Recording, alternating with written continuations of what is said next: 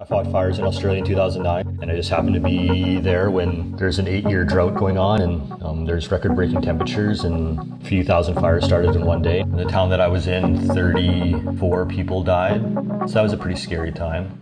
Just because you're having a good day and you're feeling strong doesn't mean that everyone else is on the crew, so you just have to be mindful of that. There's a certain mystique about wildfires. We see the footage on TV of thick plumes of smoke and helicopters dousing hot spots with big buckets of water. Everyone in Alberta remembers the images from Fort McMurray in 2016, the inferno, the devastation, and complete chaos from evacuating a major center. It's harder to comprehend what life is like for those on the front lines, what it really means for the men and women who spend weeks at a time in faraway locations working under intensely stressful conditions, or what it's like to lead a crew of firefighters through what can be legitimately described as hell and back. But we all experience stress on the job to varying degrees. Whether or not you're in charge, we can all benefit from perspective on how to show leadership through the most stressful workplace conditions. I'm Brian Allery. I'm a writer and editor for TechLifeToday.ca. In this episode of Career Essentials, I'm joined by Forest Technology alumnus Harold Larson. For over 20 years, Larson battled some of the country's biggest and hottest wildfires as a firefighter with Alberta Wildfire. For many of those years, he was a crew leader, sometimes with up to 20 people under his command, working in close quarters for 2 to 3 weeks at a time. Larson has written one book about his experiences as a wildland firefighter, and he has a second in the works. He's also a recent recipient of the Spirit of NAIT Alumni Award, given to alumni who made exceptional advances or achievements in their career. Larson joined me recently from his home in British Columbia. Harold, thank you for joining me today. I guess first of all, congratulations for receiving the Spirit of NAIT Alumni Award. It's a pretty big honor, and I know NAIT is proud to have somebody like you in our alumni family. Yeah, thank you. It was really appreciated to get recognized for the hard work I've done over the years. For most of us, we see images of wildfires on TV, or in a city like Edmonton in the summertime, we see the haze of smoke from hundreds or thousands of kilometers away. What's it like to actually be working on a wildfire fighting crew? To be right there facing this enormous and potentially life-threatening situation? It can be pretty exciting, but it's not what you always see on the movies. Like sometimes the fire's dead, but you're still working on it every day just to make sure that it's out. Very dynamic environment. It changes every day. You never know what you're going to see. You're still employed when there isn't fires, but you're training and you're prepping. And then when you get called to a fire, if it's the initial stages, the main tactic is to stop the fire from growing, not to necessarily put it out. So you want to put out the perimeter. Once the fire is contained, you spend your time making sure that the fire is out. So you're going over every foot of the forest, making sure that there's nothing that's going to reignite that could happen sometimes even the next year. So it's a lot of work. Sometimes you're working 16 hours a day, up to 24 days in a row with only getting 4 days off in between. So it takes a grind on you for sure. Now, you've been a wildland firefighter your entire adult life. In fact, you started fighting fires when you were still in high school as a 16-year-old. What was it about wildland firefighting that appealed to you? Or were you just kind of an adventurer at heart? I lived outside of Kamloops, so I was actually working on the farms around there in the summer, and farming was all right, but wildland firefighting seemed a bit more exciting, and me and my buddy applied, and we ended up getting on a crew in the summer between my grade 11 and 12 break, and ended up going to the States for like 45 days to fight fires, and got kind of hooked on it, and 20 years later, I kind of still did it. During the course of his 20-year career, Larson has fought wildfires across Alberta, British Columbia, Saskatchewan, Ontario, and parts of the United States. He was in Kelowna in 2003 when the Okanagan Mount Park fire forced the evacuation of 27,000 residents. When a wildfire burned through a portion of Slave Lake in 2011, he led a heli-tac crew overseeing the initial firefighting from helicopters. Larson was there for Fort McMurray, the costliest natural disaster in Canadian history, and he was deployed to help out during the southern Alberta floods in 2013. He also fought fires overseas, including the Black Saturday bushfires in the state of Victoria in Australia. It would end up being one of the country's deadliest wildfires, claiming 173 lives. It was winter in Alberta at the time, and Larson worked seasonally. He was 25 years old and had some downtime, so he decided to travel, and once he landed down under, signed on to join a fire crew. Just happened to be there when there's an 8-year drought going on, and there's record-breaking temperatures, and a few thousand fires started in one day and kind of overwhelmed the state. The town that I was in, 34 people died, so that was a pretty scary time. A lot of changes have been made since then, but that was a pretty grueling time for myself. I was a bit younger, so Haven't really adopted a lot of the coping skills that I do now, but I'm glad that there's something I got to experience and help out on. The experience left such an impression, Larson wrote about it in his 2016 book, Fire in the Eucalypts. It also underscores the very real life and death risks that firefighters accept when battling wildfires and the intense stress that comes with the job. One thing you should know about wildland firefighting that's different from firefighting in a city fire department is that most jobs are seasonal. And in Alberta, fire season runs from March to the end of October. There's no work during winter unless you're in management. After a decade of this seasonal cycle, Larson decided to enroll in forest technology at NAIT. He saw a diploma as his path to bigger and better things, namely a more senior position with Alberta Wildfire. NAIT was a really good time in my life, and I'm glad that I went there. It's a great college, and my education there went a long way and definitely made me a better firefighter and a better leader.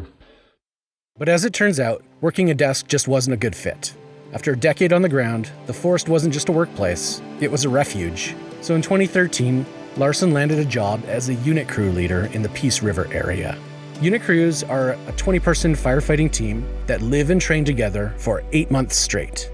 They're deployed to some of the largest, most intense fires, often for 2 or 3 weeks at a stretch. Just imagine 20 people living and training together for that much time and the stress that would create.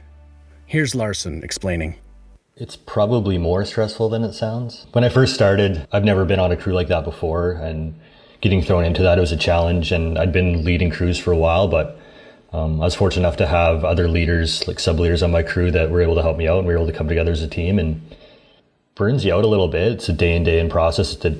The job doesn't stop when the clock stops. You're living on base of these people, and you're still making sure that they're being taken care of. And usually everyone on the crew is between 20 and 30, so a lot of young men and women that are dealing with other issues besides fighting a fire and being away from home, and you're kind of their counselor sometimes. But yeah, besides that, also figuring out how to use 20 people properly on a fire is a big learning curve. Being a good supervisor, a good leader is just like being a good firefighter. It doesn't happen overnight. It takes time, and you need to learn from your mistakes and get those experiences to help you become the better leader that you want to be.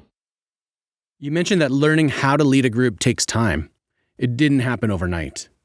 How did you learn to build rapport with your crew and be the leader that everyone needed? It definitely doesn't happen overnight. It comes from building trust. So not being that leader, that supervisor that just tells people what to do, you actually do it with them. I'm not going to tell somebody to do something that I'm not willing to do myself. So if you're doing the hard yards with them and working harder than they are and being physically fit and showing them that you have that passion, then it gets kind of contagious, and you set your bar and you set your expectations, and you make sure that everyone knows what those expectations are, and you get everyone focused on a common goal. And when you start going through different fires and different emergency scenarios with each other, you build a trust and a camaraderie that's pretty rare, that I haven't really seen in any other types of jobs that I've had. And every day it just gets stronger and stronger. And as long as you're leading by example, it seems to go a long way.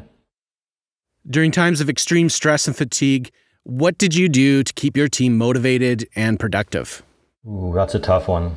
You find people's strengths and you find people's weaknesses, and you learn to lean on people's strengths because you can't always do it yourself. So under me, I had 5 supervisors that were leading 4-man crews, and you find those guys that can help you out. And you know, some guys maybe aren't the best firefighters, but they're really good at being funny and keeping up crew morale. So when you start getting tired, you kind of lean on those guys to help out and make sure that everyone's having a good time. Or you see people starting to fade or be homesick or have different triggers, you learn to recognize those things and have different talks with those people and maybe give them a lighter day and help out. But yeah, it comes with its different struggles. You just have to be empathetic and kind of put yourself in other people's shoes and realize that, you know, just because you're having a good day and you're feeling strong doesn't mean that everyone else is on the crew. So you just have to be mindful of that and let them know that if they are feeling that way, that's all right. Just have an open and honest conversation about that, and we'll get through it together as a team.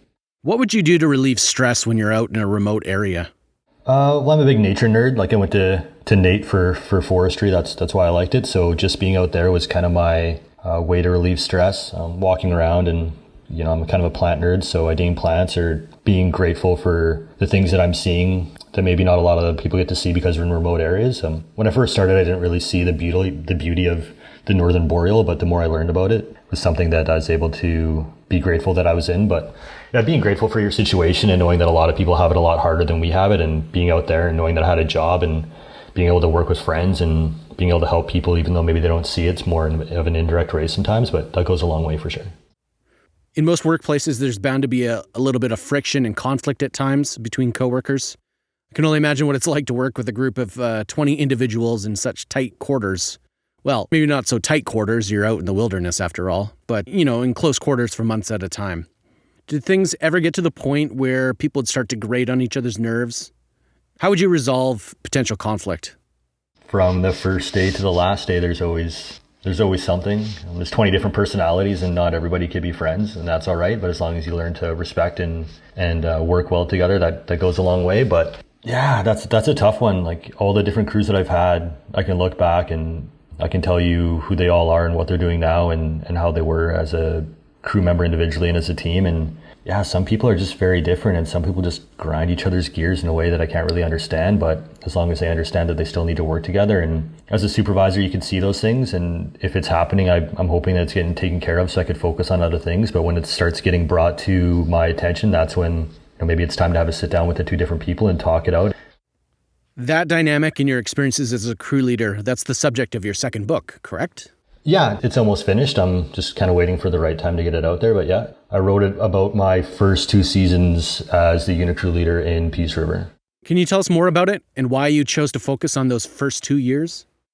Yeah, it was a pretty rare time in my life and probably a pretty rare time in a lot of those people's lives. And I thought it was just a good story to share. The fires and the emergency responses that we did, the dynamic that we had together and the camaraderie and the friendships that we built and some of the stories that are pretty entertaining, I thought was a good thing to share. And it's a nice thing to write about 20 people that will remember that certain epoch in their life together.